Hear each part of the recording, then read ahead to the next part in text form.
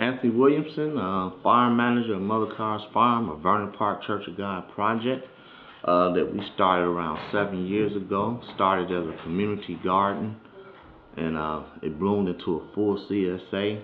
We grew the vegetables for one season just to see, what it would look like. And the members, they were very happy with the vegetables, so we decided to try to start a CSA. We was charging $175 for a half a share and $350 for a whole share, and that would consist of being able to have our vegetables for the full season. You can will pick up every other week, and so over the growing season, which generally starts in June and ends in December or late November. At one point in time, we fluctuated between 140 members to about 75 members. We've been trying to keep this thing going. We're growing a real high quality food. It's sustainably growing. We use non-GMO seeds. We have our own water source, and we also use local people from the church and from the area to help work on the farm. And that's very important because we don't have a lot of businesses in our community. This gives the people opportunities to have something local, and we can show the young folks that we're trying to do something.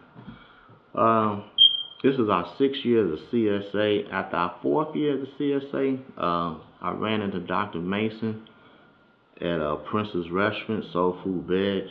I had been going Soul Food Veg for over 14 years anyway, and decided to come down there and listen to one of Dr. Mason's seminars. And he had been assisting us on the farm since he's been a customer. He also eat the food and promote us on his radio station, WVON. He has a vision of being able to have high quality, locally produced food, and I'm trying to support that vision because he believes that diseases are caused for one major reason: diabetes, cancer. They're all the same type of disease. They can be treated by just eating better. Plant-based diet, high quality vegetables, and these diseases can be eradicated. And so we've been trying to produce more food at a higher quality level and find support through education.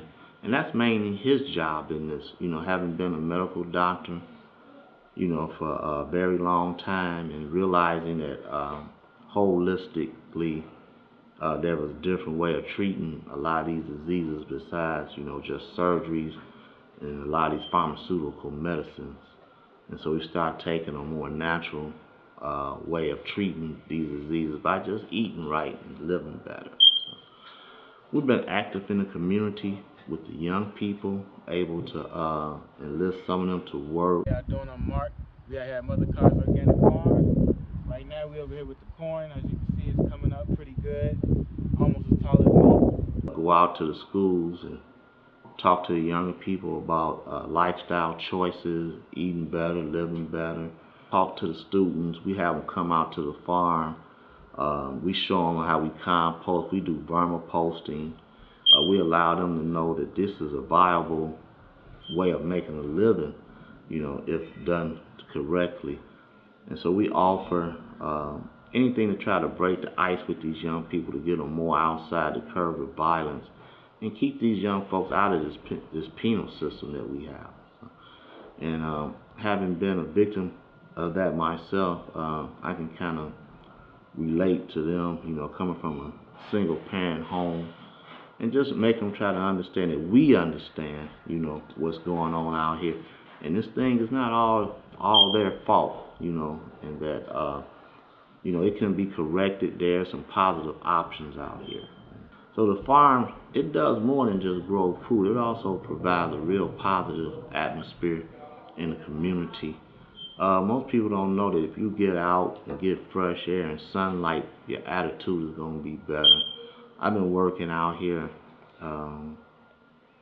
outside for 7 years on the farm, and it just helps my body, and my mental outlook is just much better. So it's just more natural way God intended it to be. I went to Wilbur Wright College where, I took up sustainability, and that just learning that type of science prepped me to be able to farm. I knew nothing about farming when I first started. I learned a lot of it on YouTube and just some of it through trial and error. But I was willing to put my hand in that soil and just work. And it just blessed. God just blessed me for just doing that. My health is near perfect. Very little financial problems, and then the way that I think, it allows me to see things in a perspective that most people, cannot see, and peace of mind, and so we want to get people into working into natural atmospheres, and that they don't think that they just have to go downtown and find a job. And we also, want to address, the gangs and the drug problems that's out here. And gangs are not really the problem, it's what the gangs do.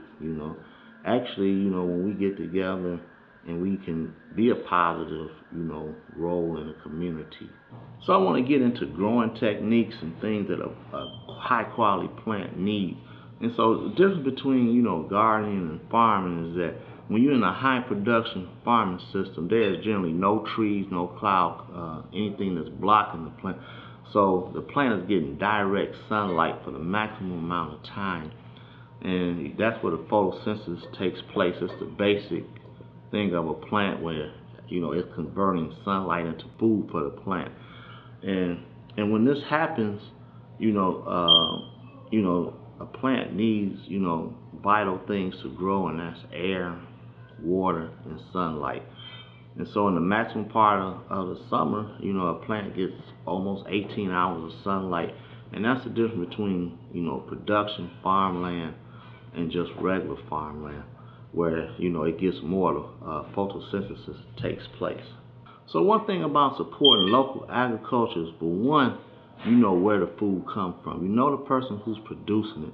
And also the revenue stays in the community. It hires people in the community, and the revenue stays in the community. And also you get a chance to work with the younger people, our future, and get them used to eating better and trying to own yourself. We need more businesses. We'll have a Super Bowl here next week, and there won't be one black businesses represented at that Super Bowl. And we'll be down there probably just in front of the place just selling t-shirts.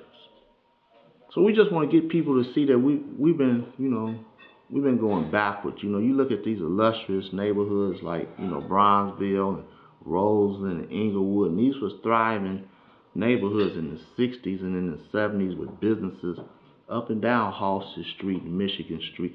So we want to get back to that.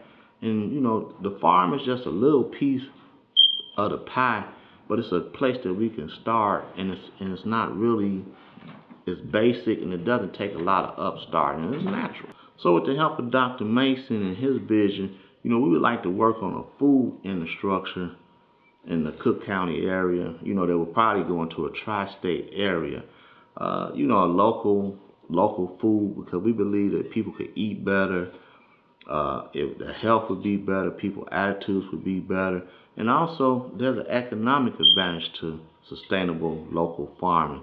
We can hire, people in our neighborhoods, and we can mentor our people into owning themselves and eating better.